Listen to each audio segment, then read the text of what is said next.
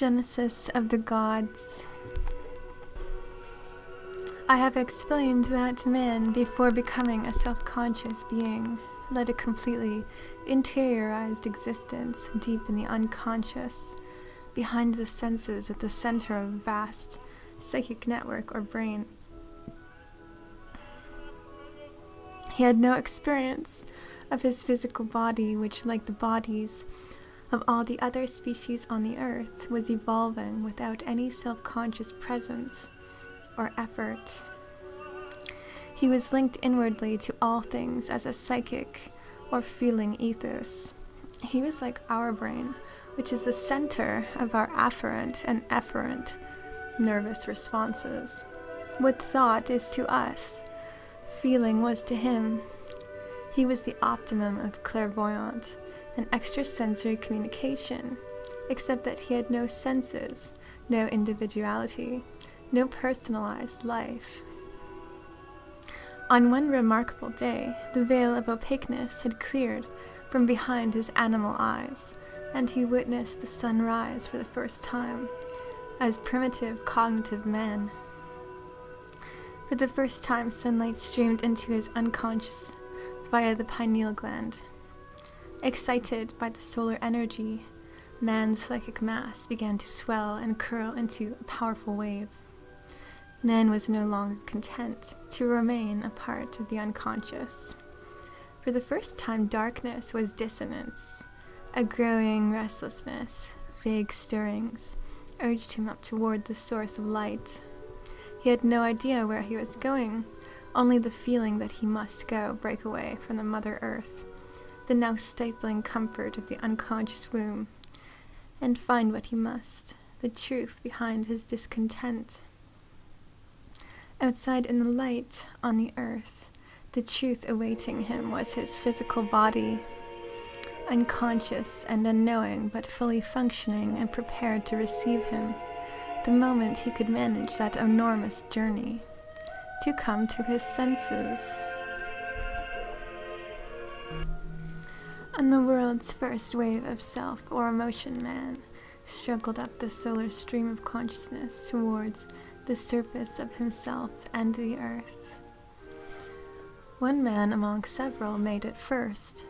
It was not unlike the arrival of the first swallow on the first spring day, but compared to a 3-month spring season, the intervals between swallows and spring days were ages. For a long, long time, these first physically realized men were a very rare phenomenon in the small communities of phantom body men who lived together in various parts of the globe. As each self-conscious man came to his senses to perceive the wonders of the earth, he was able to retreat into the psyche and communicate to the others coming up behind vague notions of the amazing existence awaiting them. This was a very simple thing to do because the first self-conscious men were so loosely attached to their physical bodies, compared to us today with tens of thousands of years' experience and practice of attachment, that they lived in both worlds. They had only to meditate to withdraw from external attachments in their physical senses, and they were back in the feeling inner world where all men were one. These first men could take back with them their self-conscious identities consonant with their physical realization.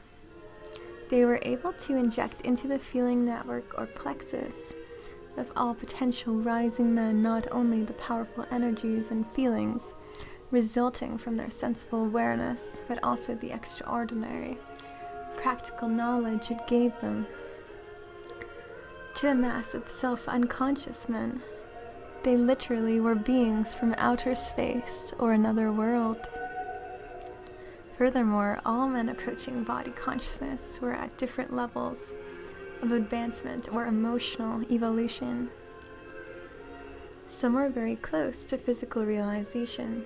Others were thousands of years away from even the possibility. Between the two were innumerable men of all shades, or degrees of incipient self-consciousness. In the outer physical world, all the men living together in communities looked very much the same, but those with more acute comprehension of their physical existence were aware of the differences among those with inferior comprehension and took advantage of it. They used this knowledge to exploit their inferiors, so laying the foundation of the later class systems. A physically realized man was a very privileged specimen. He enjoyed tremendous advantages. He could communicate with his developing companions in either the outer world or the inner world, on the earth or in the psyche. While in the company of lesser men on earth, he could tune into their psychic state and know exactly what each was feeling, what he wanted at that moment, and what he would do. He could speak inwardly to the lesser men like some unidentifiable, all-knowing presence. He could put suggestions into him, frighten him, persuade him, instruct him, and finally, induce him to worship and serve him. The first physical, self-realized men were the mythical and legendary gods. In ancient Greece, a community of first realized men, or gods, lived on Mount Olympus, or so they made out. It is not important, but the pre-Hellenic Aryans also had their gods. These myths they brought with them from the north to the Mediterranean around 2000 BC. The Aryans further to the northeast took their god myths to Hindustan, India. Each conquering people brought to the ancient world the traditions of their own gods, and all the accounts commingled into the myths and legends we have today. These contain all the clues we need to solve and explain the mystery of the gods and the not-so-fictional first men on earth. Nothing was impossible for the gods.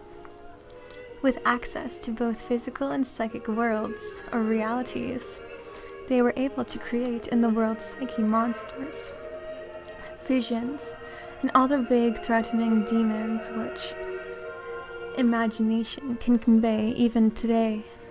But it would be incorrect to describe theirs as a half-fantasy world. It was all reality. For many thousands of years, while man was becoming physical and entrenching himself in the senses, the world consisted of the primitive psychic as well as the physical material.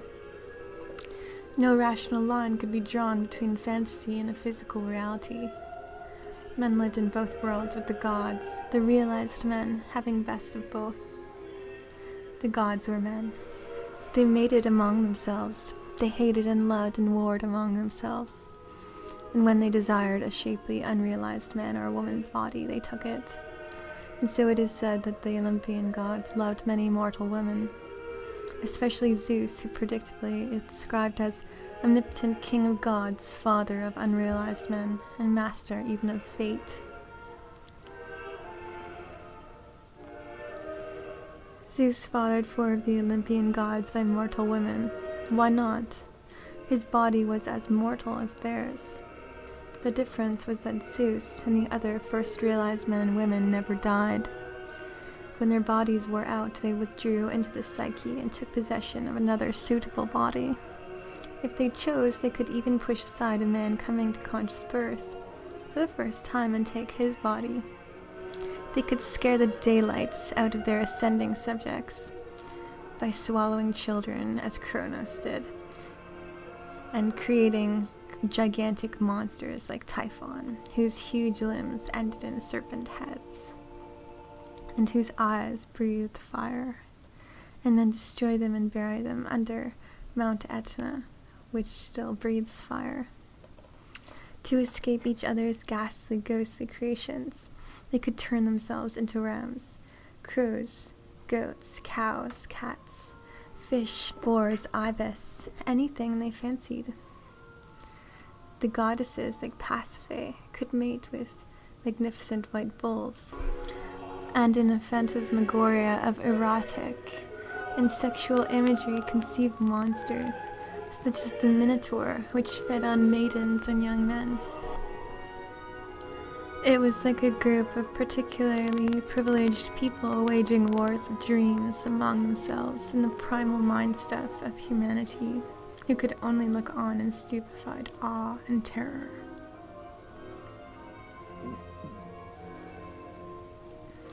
It is now possible to understand the origins of the myths of creation, the mystery, the delusion, the endless intellectual theorizing and speculation start to fall away, revealing that the truth is even more fantastic than the legend. We can see the first conscious men and women on Earth, in a world offering limited physical comfort, unimaginative contact and endless time for reverie, unable to desist from the game of creating in the psychic plasma. Here the audience was live, unbelievably, feelingly real, offering a single response of concentrated wonder, which every artist, entertainer, and illusionist has dreamed of creating ever since.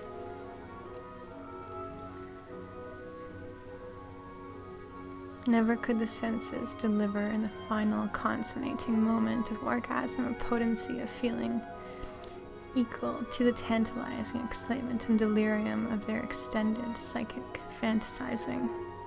Today's imagination is a wraith beside it. In their physical sex, the gods and goddesses were able to communicate to each other, or to their lesser mortal paramours, the full reality of their erotic dreams.